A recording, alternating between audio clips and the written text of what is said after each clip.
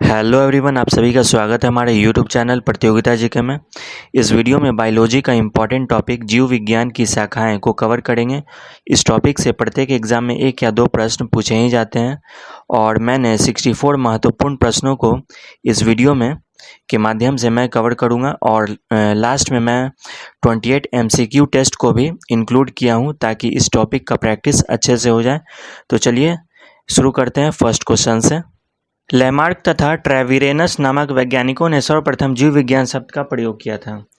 याद रखिएगा, लैमार्क तथा ट्रेविरेनस नामक वैज्ञानिकों ने जीव विज्ञान शब्द का प्रयोग किया था 1802 में। यहाँ पर हम लोग पढ़ेंगे जीव विज्ञान की प्रमुख शाखाएं एवं उपशाखाओं के बारे में। तो चलिए स्टार्ट करते हैं जूलॉजी से। जूलॉजी में हम लोग अध्ययन करते हैं विभिन्न प्रकार के जंतुओं का विस्तृत अध्ययन। जूलॉजी में हम लोग करते हैं विभिन्न प्रकार के जंतुओं का विस्तृत अध्ययन। नेक्स्ट है बॉटनी। बॉटनी विभिन्न प्रकार के पादपों एवं उनके क्रियाकलापों का अध्ययन यहाँ पर किया जाता है बॉटनी में। नेक्स्ट है पैलियो बायोलॉजी या जीवाश्मिकी, इसको भी कहते हैं पैलियो बायोलॉजी या जीवाश्मिकी। इसमें हम लोग अध्ययन करते हैं जीवों, इसमें जंतु और पादप दोनों आ जाएंगे के जीवाश्मों का अध्ययन करते हैं। नेक्स्ट है यहाँ पर पैलियो बॉटनी में हम लोग अध्ययन करते हैं पादप जीवाश्मों का। पैलियो बॉटनी में अध्ययन करते हैं पादप जीवाश्मों का। नेक्स्ट है इकोलॉजी में सजीवों पर उनके चारों ओर के पर्यावरण के प्रभाव का अध्ययन करते हैं। इकोलॉजी में सजीवों पर उनके चारों ओर के पर्यावरण के प्रभावों का अध्ययन हम लोग कहाँ पर करते हैं? इकोलॉजी में। नेक्स्ट है जेनेटिक्स। जीवों के आनुवांशिक लक्षणों तथा इनकी वंशागति का अध्ययन यहाँ पर किया जाता है। जेनेटिक्स में जीवों के आनुवांशिकी लक्षण तथा इनकी वंशागति का अध्ययन हम लोग करते हैं जेनेटिक्स में।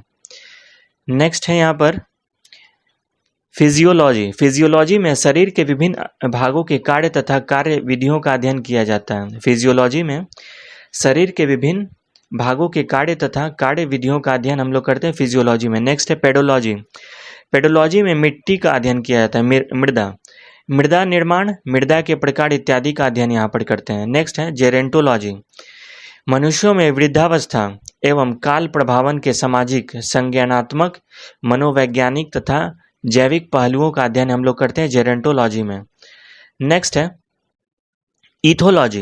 इथोलॉजी में मानव सहित सभी जंतुओं के व्यवहार का अध्ययन किया जाता है। इथोलॉजी में मानव के अलावा सभी जंतुओं के व्यवहार का अध्ययन हम लोग करते हैं इथोलॉजी के अंतर्गत। नेक्स्ट है बायोनिक्स। जैविक जगत के गुणों, सिद्धांतों के प्रयोग द्वारा आधुनिक उपकरणों व अभियांत्रिक तंत्रों का निर्माण करना बायोनिक्स के अंतर्गत आते हैं। नेक्स्ट है बायोनोमिक्स के अंतर्गत जीवधारियों का उनके वातावरण के साथ संबंध का अध्ययन करते हैं। बायोनोमिक्स में जीवधारियों का उनके वातावरण के साथ संबंधों का अध्ययन हम लोग बायोनोमिक्स के अंतर्गत करते हैं। नेक्स्ट है मायोलॉजी में मनुष्यों के पेशियों का अध्ययन किया जाता है। मायोलॉजी के अंतर्गत मनुष्यों के पेशियों का अध्ययन मायोलॉजी के अंतर्गत करते हैं। मैमोलॉजी, स्तनधारी जंतुओं का अध्ययन मैमोलॉजी के अंतर्गत होता है। बायोनॉमी में जीवन के नियमों से संबंधित अध्ययन जो है बायोनॉमी में करते हैं। बायोमेट्री, गणित एवं सांख्यिकी की तकनीक द्वारा जीव विज्ञान का अध्ययन को बायोमेट्री कहते हैं। नेक्स्ट है फ्रेनोलॉजी में मस्तिष्क के विभिन्न भागों की क्रियाशीलता तथा विचित्रता का अध्ययन जो है फ्रेनोलॉजी के अंतर्गत होता है।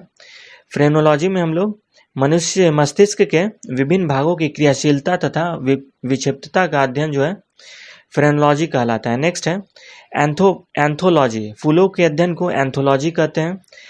एग्रोस्टोलॉजी के अंतर्गत घास से संबंधित अध्ययन किया जाता है। एग्रोस्टोलॉजी के अंतर्गत जो है घास से संबंधित अध्ययन करते हैं। नेक्स्ट है पैलिनोलॉजी विभिन्न प्रकार के पराग कणों का अध्ययन को पैलिनोलॉजी कहते हैं। विभिन्न प्रकार के पराग कणों का अध्ययन को पैलिनोलॉजी कहते हैं। नेक्स्ट है ऑन्कोलॉजी, कैंसर व संबंधित ट्यूमर का अध्ययन को ऑन्कोलॉजी के अंतर्गत आता है। कैंसर व संबंधित ट्यूमर का अध्ययन को ऑन्कोलॉजी कहते हैं। नेक्स्ट है टेरेटोलॉजी, शारीरिक विकास में आने वाली असमानताओं का अध्ययन यहाँ पर हम लोग करते हैं टेरेटोलॉजी में। शारीरिक विकास एवं में आने वाली असमानताओं का जो अध्ययन है टेरोटोलॉजी के अंतर्गत होता है। नेक्स्ट है कॉन्ड्रोलॉजी। कॉन्ड्रोलॉजी के अंतर्गत उपास्थि से संबंधित अध्ययन किया जाता है। नेक्स्ट है ऑस्टियोलॉजी। अस्थियों का अध्ययन ऑस्टियोलॉजी में करते हैं। सोरोलॉजी, रुधिर सीरम का वैज्ञानिक अध्ययन जो है सेरोलॉजी में करते हैं। सेरोलॉजी के अध्ययन को रुधिर के अंतर्गत रुधिर सीरम का वैज्ञानिक अध्ययन यहाँ पर करते हैं। नेक्स्ट है हिमैटोलॉजी, रुधिर का अध्ययन। हिमैटोलॉजी के अंतर्गत रुधिर का अध्ययन किया जाता है। नेक्स्ट है न्यूरोलॉजी, तंत्रिका तंत्र से संबंधित जो अध्ययन है न्यूरोलॉजी के अंतर्गत आता है।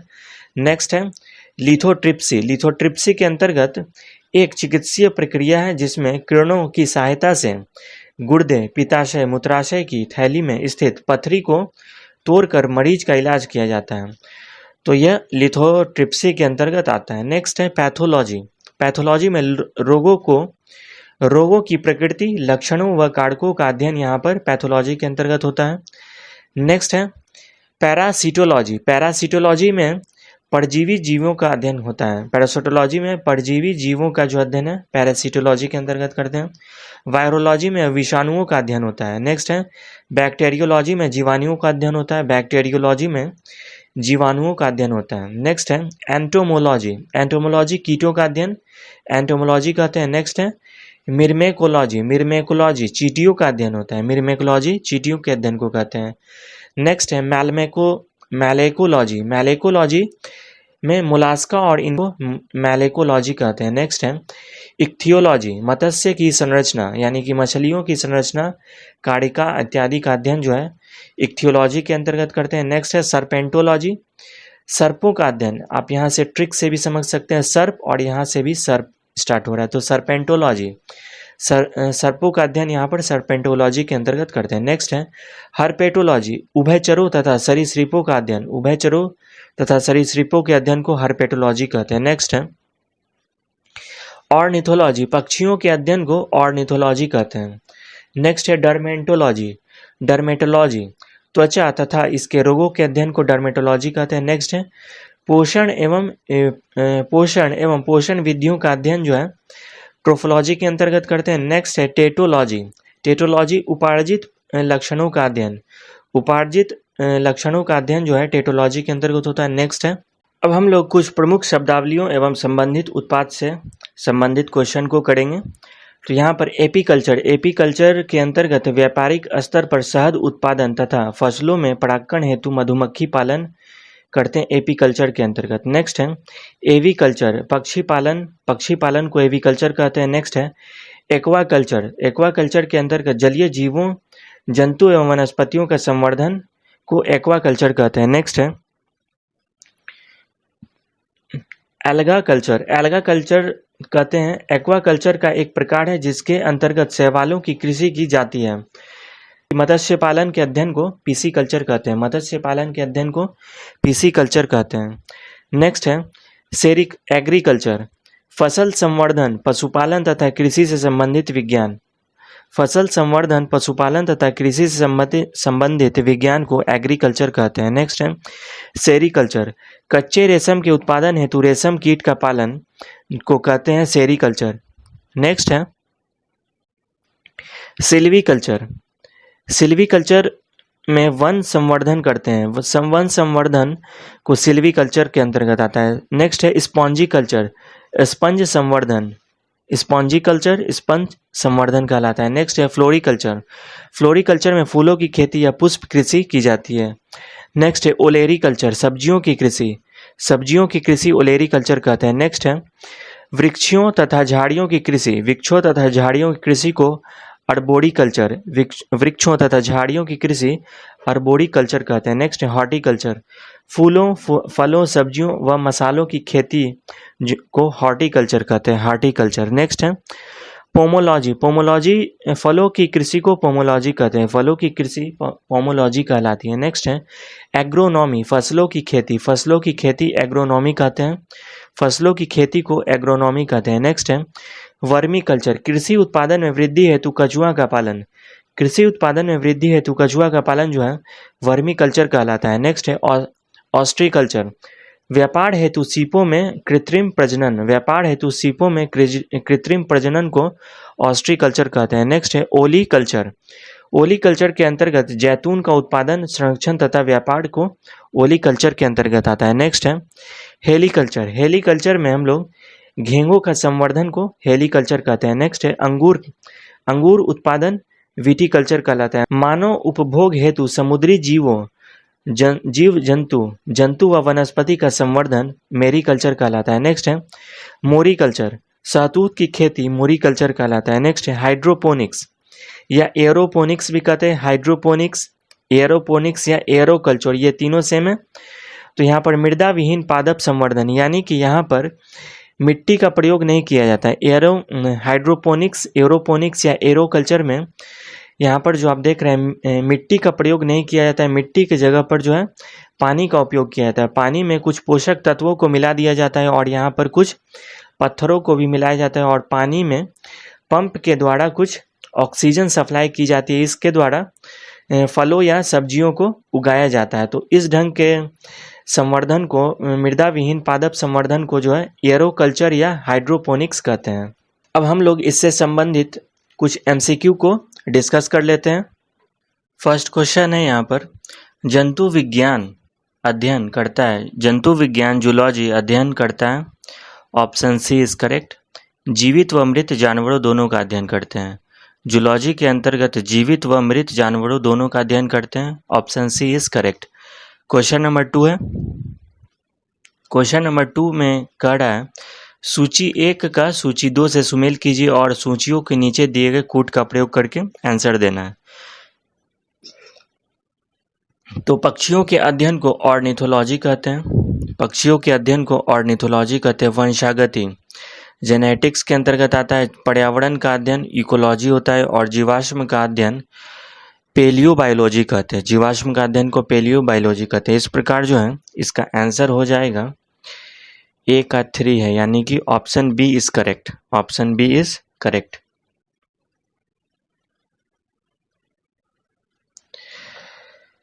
नेक्स्ट क्वेश्चन है यहाँ पर, ये सारे प्रश्न जो है किसी न किसी एग्जाम में पूछे हुए हैं, तो यहाँ पर ये इंपॉर्टेंट क्वेश्चन बन जाते हैं। क्वेश्चन नंबर 3 है, फूलों के अध्ययन को क्या कहते हैं? तो फूलों के अध्ययन को है एंथोलॉजी कहते हैं, एंथोलॉजी।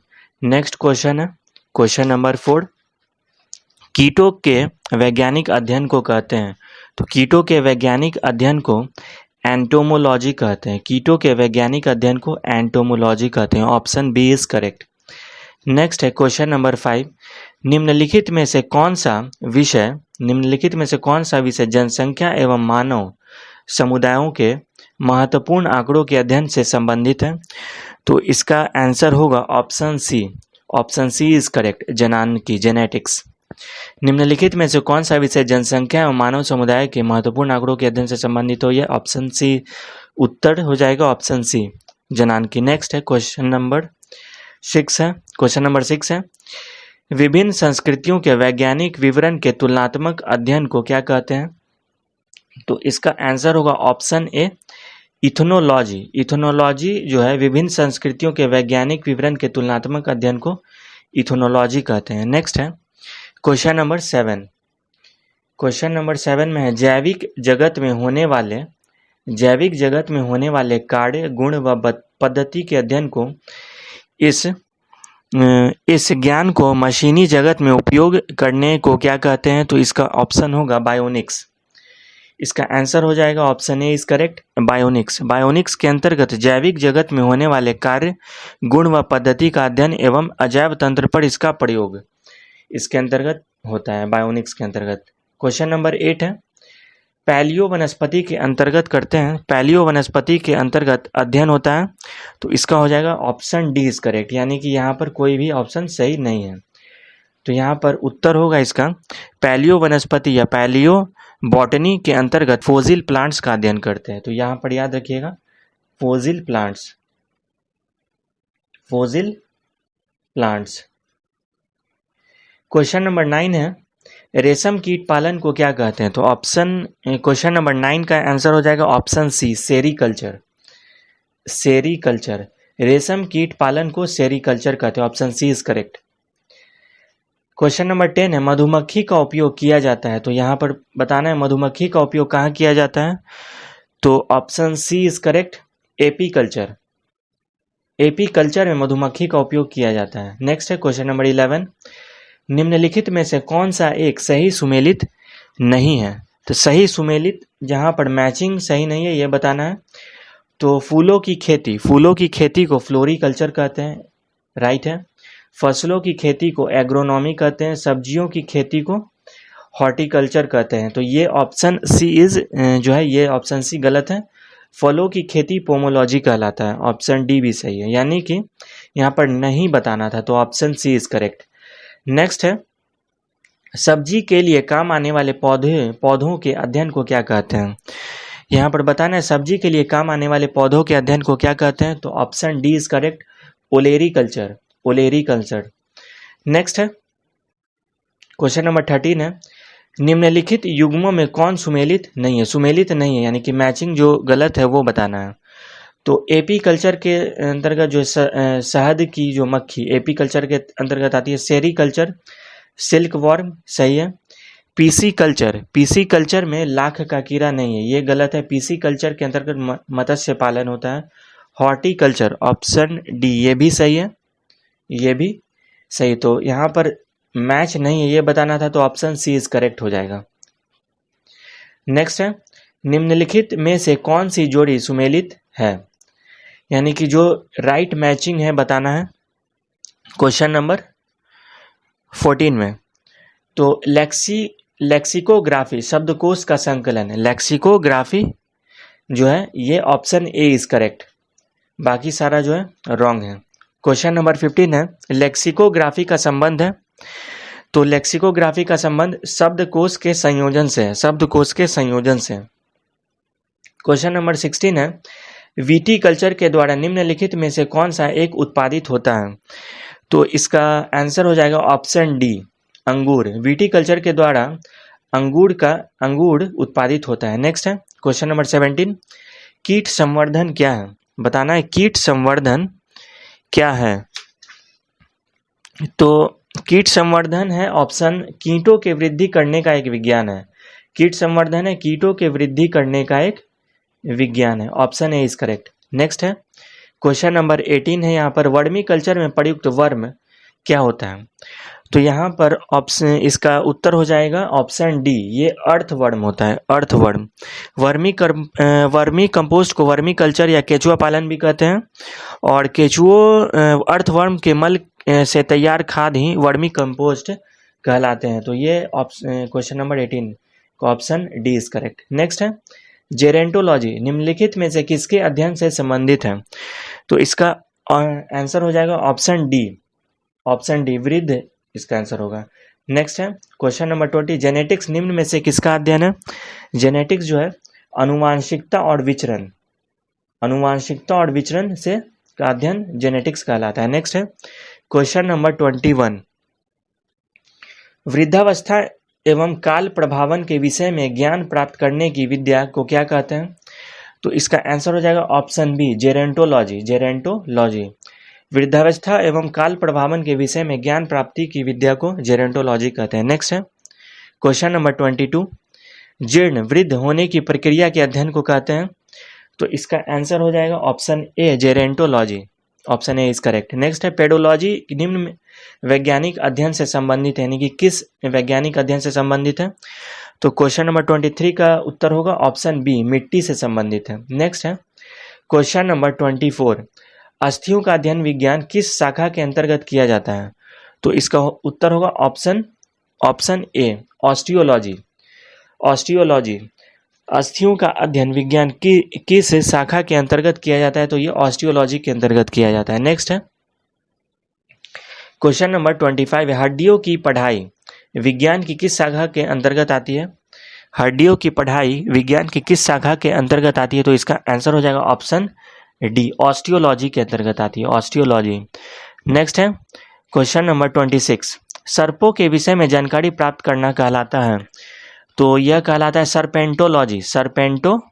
नेक्स्ट है क्वेश्चन नंबर 27, निम्न में से बेमेल को ज्ञात कीजिए। बेमेल को ज्ञात करना है। तो यहाँ पर क्वेश्चन नंबर 27 का हो जाएगा option B psychology. Physiology, pathology और बैक्टीरियोलॉजी जीव विज्ञान से संबंधित विद्याएं हैं, जबकि साइकोलॉजी जो है एक अलग ही विद्या है। नेक्स्ट, तो इसका सही होगा साइकोलॉजी। नेक्स्ट है हाइड्रोपोनिक्स क्या है? तो हाइड्रोपोनिक्स क्या है बताना है, ऑप्शन हो जाएगा इसका उत्तर ऑप्शन ए इज करेक्ट, मृदा विहीन पादप संवर्धन, option A is correct. Hydroponics एक ऐसी प्रक्रिया है जिसमें खनिज पोषक तत्वों के विलयन के प्रयोग द्वारा जल में पौधों को उगाया जाता है। यह पौधों को उगाने की ऐसी विद्या है जिसमें भूमि में पौधे नहीं लगाए जाते हैं। यहाँ पर सिर्फ पानी का उपयोग किया जाता है और उसमें पोषक तत्वों को डालकर पौधों को उगाया जाता है। तो हम लोगों ने टोटल 20 थ्योरी पार्ट के साथ साथ MCQ टेस्ट को भी कवर कर लिया है। तो वीडियो अच्छा लगा हो तो वीडियो को लाइक करें और सब्सक्राइब करें और अपने दोस्तों के साथ भी शेयर करें और कमेंट बॉक्स में बताएं कि वीडियो कैसा लगा। तो दोस्तों मिलते हैं अगले वीडियो में। जय हिंद, वंदे मातरम।